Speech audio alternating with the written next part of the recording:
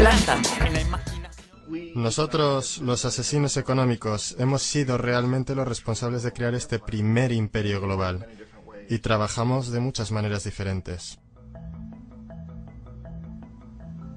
Pero quizás la más común es que identificamos a un país que tiene recursos que nuestras corporaciones codician, como petróleo.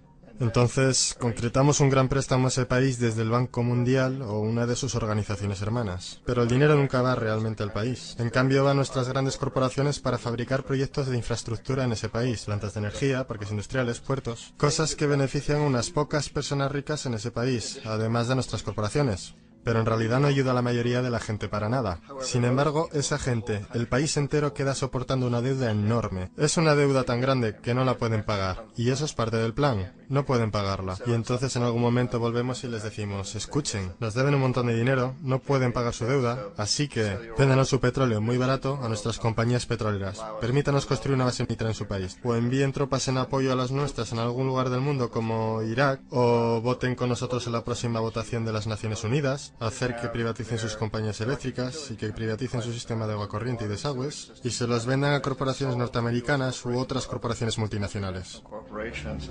Y hay una nube total, y es tan típico la manera en que trabajan el Banco Mundial y el FMI, ellos endeudan a un país. Y es una deuda tan grande que no pueden pagar. Y entonces les ofrecemos refinanciar esa deuda y pagar aún más interés. Y tú demandas este quid pro quo, lo que llamas una condicionalidad o buen gobierno, lo que básicamente significa que ellos tienen que vender sus recursos, incluyendo sus servicios sociales, sus compañías públicas, a veces sus sistemas educativos, sus sistemas penales, sus aseguradoras, a corporaciones extranjeras. Y es un doble, triple, cuádruple aniquilamiento. El precedente de asesino económico empezó realmente en los años 50, cuando Mossadegh, elegido democráticamente, que fue elegido en Irán, él fue considerado una esperanza para la democracia, en Oriente Medio y en todo el mundo. Fue el hombre del año en la revista Magazine. Pero una de las cosas que trajo y comenzó a implementar era la idea de que las compañías petroleras extranjeras tenían que pagarle al pueblo iraní mucho más por el petróleo que sacaban de Irán, y el pueblo iraní debería beneficiarse de su propio petróleo. Una política extraña. Por supuesto que no nos gustó, pero teníamos miedo de hacer lo que hacíamos normalmente, que es mandar militares. En su lugar, mandamos a un agente de la CIA, Kermit Roosevelt, pariente de Teddy Roosevelt. Kermit fue con algunos millones de dólares y fue muy efectivo y eficiente, y en un pequeño lapso de tiempo se las arregló para hacer derrocar al Mossadegh y trajo al Shah de Irán para reemplazarlo, quien estuvo siempre a favor de nuestra política petrolera. Y fue extremadamente efectivo. Bombs overflow Tehran. Army officers shout that Mossadegh has surrendered and his regime as virtual dictator of Iran is ended. Pictures of the Shah are paraded through the streets as sentiment reverses. The Shah is welcomed home. Y de vuelta a los Estados Unidos, en Washington, la gente miraba alrededor y decía, wow, ¿eso fue fácil? Y barato. Y esto estableció toda una forma nueva de manipular países, creando imperio. El único problema con Roosevelt era que llevaba una tarjeta de agente de la CIA, y si hubiera sido atrapado, las ramificaciones habrían sido muy serias. Así que muy rápido, en ese instante, se tomó la decisión de usar consultores privados para canalizar el dinero a través del Banco Mundial o el FMI, o alguna otra de sus agencias para mandar gente como yo que trabajan para compañías privadas. Así que si nos atrapan, no habría ramificaciones gubernamentales.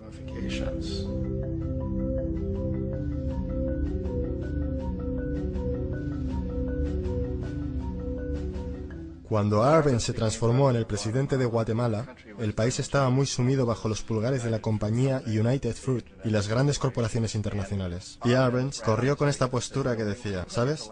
Nosotros queremos devolver la tierra a la gente. Y una vez asumió el poder, él estaba implementando políticas que harían exactamente eso, darle los derechos de la tierra de vuelta a la gente. A United Fruit no le gustó mucho eso. Y entonces contrataron una firma de relaciones públicas y lanzaron una campaña masiva en los Estados Unidos para convencer a la gente en Estados Unidos, los ciudadanos de los Estados Unidos, la prensa de los Estados Estados Unidos y el Congreso de los Estados Unidos de que Arbenz era una marioneta soviética y que si le permitiésemos mantenerse en el poder, los soviéticos tendrían un punto de apoyo en ese hemisferio. Y en aquella época había un gran temor en la mente de todos, del terror rojo, el terror comunista. Y entonces, para hacer corta una historia larga, de esta campaña de relaciones públicas vino un compromiso de parte de la CIA y los militares para eliminar a este hombre. Y de hecho lo hicimos. Mandamos aviones, mandamos soldados, mandamos chacales, nosotros mandamos todo para eliminarlo. Y lo eliminamos.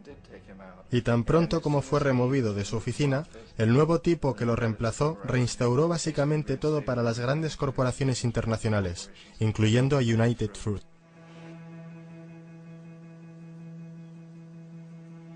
Ecuador, por muchos años fue regido por dictadores proamericanos, a menudo relativamente brutales. Entonces se decidió que habría una verdadera elección democrática.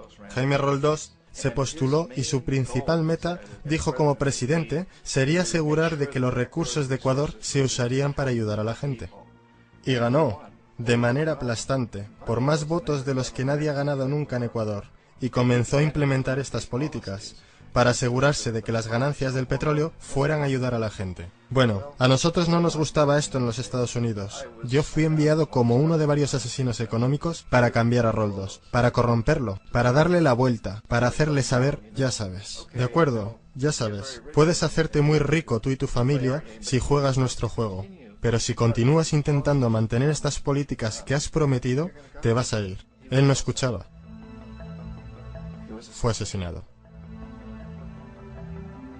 Tan pronto como cayó el avión, todo el área fue acordonada. La única gente a la que se le permitió entrar eran militares de una base americana próxima y algunos militares ecuatorianos. Cuando se lanzó una investigación, 2 de los testigos clave fallecieron en accidentes de tráfico antes que tuvieran la oportunidad de testificar. Un montón de cosas muy extrañas ocurrieron en torno al asesinato de Jaime Roldós. Yo, como la mayoría de la gente que realmente había visto este caso, no tenemos absolutamente ninguna duda de que fue un asesinato. Y por supuesto, en mi posición como asesino económico, yo siempre estuve esperando que algo le pasara a Jaime. Si iba a ser un golpe de estado o un asesinato, yo no estaba seguro, pero que lo iban a cesar sí, porque él no estaba siendo corrompido. Él no se permitía a sí mismo corromperse como nosotros queríamos corromperlo.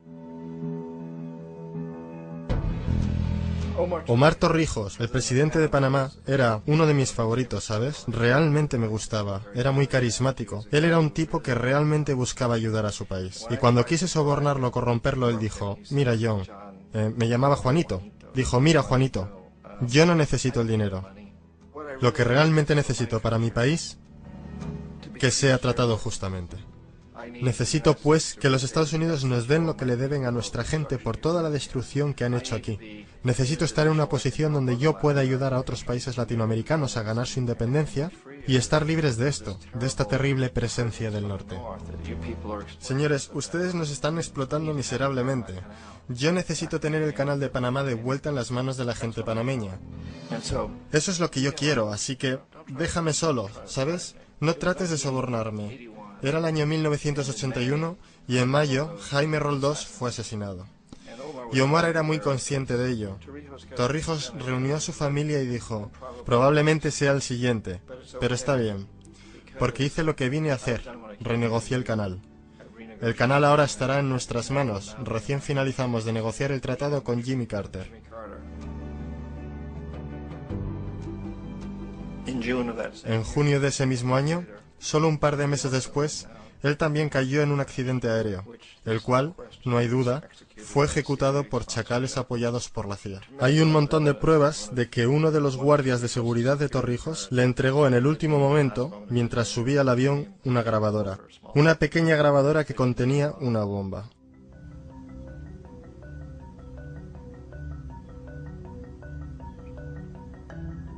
Es interesante para mí cómo este sistema ha continuado de la misma forma por años y años, salvo que el asesino económico se ha vuelto mejor y mejor.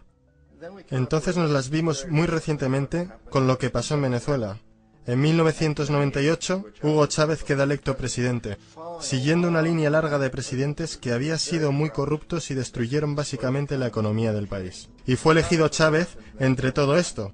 Chávez se paró frente a los Estados Unidos y lo hizo demandando primariamente que el petróleo venezolano fuera usado para ayudar a los venezolanos. Bueno, No nos gustó eso en los Estados Unidos, así que en 2002 se montó un golpe de Estado, el cual no hay dudas en mi mente, en la mayoría de las mentes de los demás, que la CIA estaba detrás de ese golpe.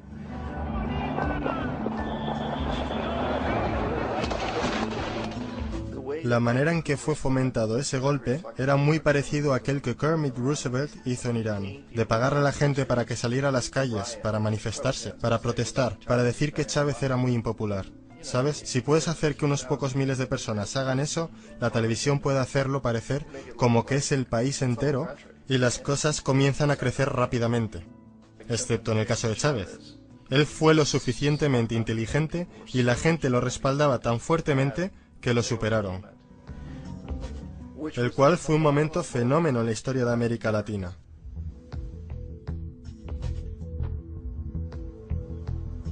Irak realmente es el ejemplo perfecto de cómo funciona todo el sistema. Entonces nosotros, los asesinos económicos, somos la primera línea de defensa. Nosotros entramos, tratamos de corromper a los gobernantes y conseguimos que acepten estos préstamos enormes, lo que usamos entonces como palanca para ser dueños de ellos básicamente. Si fallamos, como fallé en Panamá con Omar Torrijos y en Ecuador con Jaime Roldós, hombres que rehusaron a ser corrompidos, entonces la segunda línea de defensa es mandarles los chacales.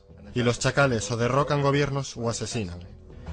Y una vez que pasa eso, y un nuevo gobierno entra, ese nuevo presidente sabe lo que le pasará si no lo hace. En el caso de Irak, ambas líneas de defensa fallaron. Los asesinos económicos no fueron capaces de llegar a Saddam Hussein.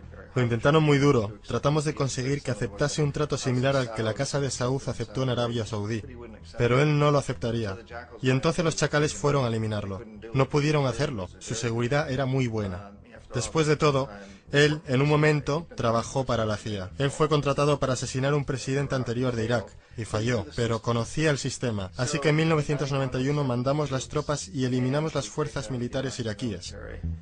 Entonces asumimos que en ese punto Saddam Hussein rectificaría. Pudimos haberlo eliminado, por supuesto, en aquel momento, pero no quisimos. Él es el tipo de hombre fuerte que nos gusta. Él controla a su gente. Pensamos que podía controlar a los kurdos y mantener a los iraníes en su lado de la frontera y seguir bombeándonos el petróleo. Y una vez hubiéramos eliminado sus fuerzas, entonces iba a rectificar. Entonces los asesinos económicos vuelven en los 90 sin éxito.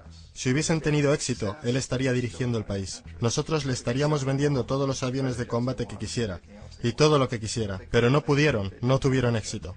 Los chacales no pudieron eliminarlo nuevamente, así que enviamos a los militares nuevamente y esta vez sí hicimos el trabajo completo, y lo eliminamos. Y en el proceso nos creamos algunos muy lucrativos tratos de construcción para reconstruir el país que nosotros esencialmente destruimos, el cual es un muy buen trato si eres dueño de compañías de construcción de las grandes. Así que Irak muestra las tres etapas. Los asesinos económicos fallaron ahí, los chacales fallaron ahí, y como medida final, entran los militares. Y de esa manera nosotros realmente hemos creado un imperio, pero lo hemos hecho muy sutilmente. Es clandestino. Todos los imperios del pasado fueron construidos sobre lo militar, y todos sabían que los estaban haciendo. Los británicos sabían que lo estaban haciendo, los franceses, los alemanes, los romanos, los griegos, y estaban orgullosos de ello. Siempre tuvieron una excusa como extender la civilización, extender alguna religión o algo como eso, pero sabían que lo estaban haciendo. Nosotros no. La mayoría de la gente en los Estados Unidos no tiene idea de que estamos viviendo de los beneficios del imperio clandestino, de que hoy hay más esclavitud en el mundo de la que nunca antes hubo. Entonces tienes que preguntarte, bueno, si es un imperio, entonces ¿quién es el emperador? Obviamente nuestros presidentes no son emperadores. Emperador es alguien que no es elegido, no sirve un periodo limitado y esencialmente no se justifica ante nadie. No puedes calificar a nuestros presidentes de esta forma. Pero sí tenemos lo que yo considero el equivalente del emperador, y es lo que yo llamo la corporatocracia. La corporatocracia es este grupo de individuos que dirigen nuestras corporaciones más grandes, y ellos realmente actúan como el emperador de este imperio. Ellos controlan los medios, sea a través de propaganda o por ser propiedad directa. Ellos controlan la mayoría de nuestros políticos porque financian sus campañas, ya sea a través de las corporaciones o de contribuciones personales que vienen de las corporaciones. Ellos no son elegidos, no sirven periodos limitados de tiempo, no se justifican ante nadie. Y en la misma cima de la corporatocracia realmente no puedes saber si la persona está trabajando para una corporación privada o el gobierno, porque ellos siempre se mueven hacia atrás y adelante. Así que tienes a un tipo que en un momento es el presidente de una compañía constructora como Halliburton y al momento siguiente es el vicepresidente de los Estados Unidos, o el presidente quien estaba en el negocio del petróleo. Y esto es verdad aunque tengas demócratas o republicanos en la oficina. Tienes ese moverse atrás y adelante por una puerta giratoria, y de esta forma nuestro gobierno es invisible por mucho tiempo, y las políticas son llevadas por nuestras corporaciones en un nivel u otro. Y entonces, nuevamente, las políticas del gobierno son básicamente forjadas por la corporatocracia y presentadas al gobierno y se convierten en política gubernamental. Hay increíblemente una relación íntima. Esto no es un tipo de cosa o teoría conspirativa. Esta gente no se tiene que reunir y conspirar para hacer cosas. Todos ellos trabajan básicamente bajo una asunción primaria, y esta es que deben maximizar las ganancias sin importar los costos sociales o ambientales.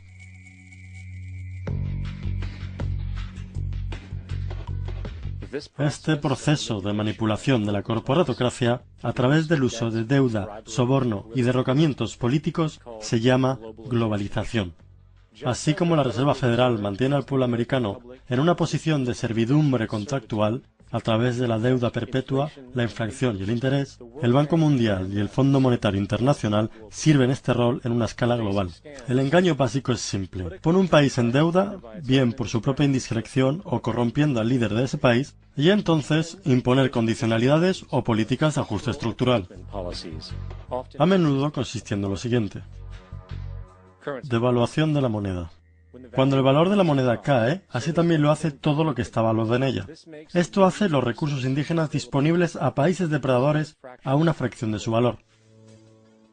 Grandes recortes de fondos para programas sociales. Esto normalmente incluye educación y salud, comprometiendo el bienestar y la integridad de la sociedad, dejando al público vulnerable a la explotación. Privatización de empresas del Estado.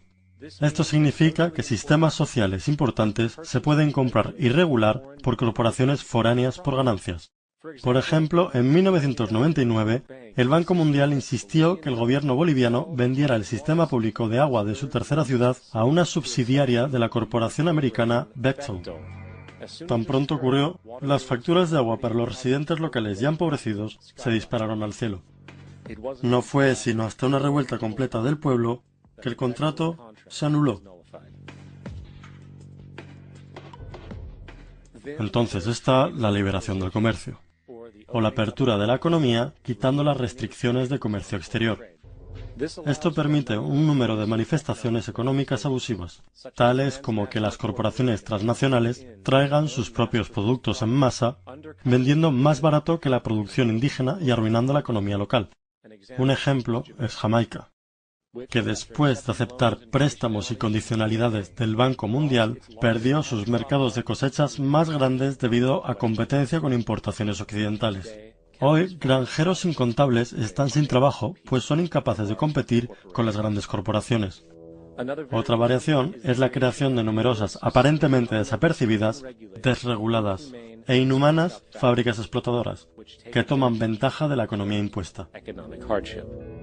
En adición, debido a la desregulación de la producción, la destrucción ambiental es perpetua, ya que los recursos a menudo son explotados por corporaciones indiferentes mientras liberan grandes cantidades de contaminación deliberada. La demanda ambiental más grande en la historia del mundo hoy viene de parte de 30.000 ecuatorianos y gente del Amazonas contra Texaco, de la que ahora es dueña Chevron. Así que es contra Chevron, pero por actividades conducidas por Texaco.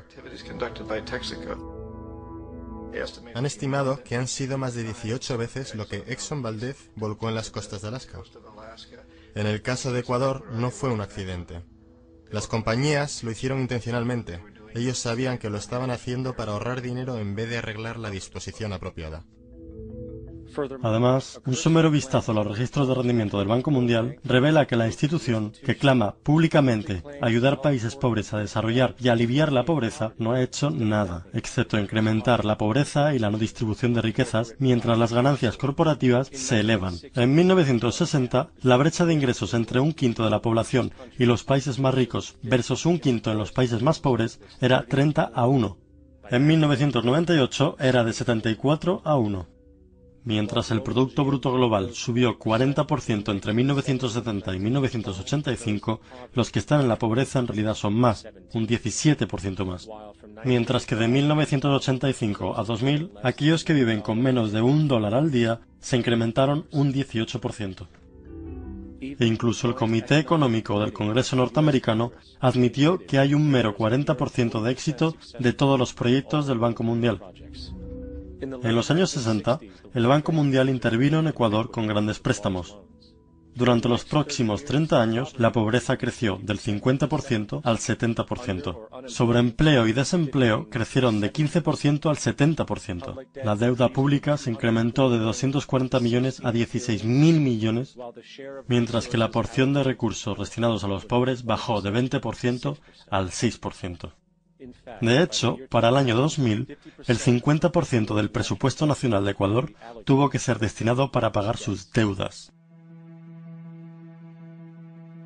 Es importante entender que el Banco Mundial es, de hecho, un banco norteamericano que apoya intereses de los Estados Unidos, pues Estados Unidos tiene poder de veto sobre las decisiones, porque es el proveedor más grande de capital. ¿Y dónde consiguió su dinero? Adivina. Lo hizo del aire a través del sistema bancario de reserva fraccionada. Basado en el Producto Bruto Interno, de las primeras 100 economías del mundo, 51 son corporaciones y 47 de esas 51 tienen base en los Estados Unidos. Walmart, General Motors y Exxon son económicamente más poderosas que Arabia Saudita, Polonia, Noruega, Sudáfrica, Finlandia, Indonesia y muchos otros. Y mientras las barreras proteccionistas se rompen, las monedas se unifican y manipulan en mercados flotantes, y las economías de los estados se vuelcan a favor de competir en el capitalismo global. El imperio se expande. Usted aparece en su pequeña pantalla de 21 pulgadas y grita sobre América y la democracia. No existe América. No existe la democracia. Solo existe la IBM, la ITT, la AT&T, y DuPont, Dow, Union Carbide y Exxon.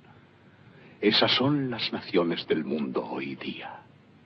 ¿De qué hablan los rusos en sus consejos de Estado? ¿De Karl Marx? No. De sistemas de programación lineal.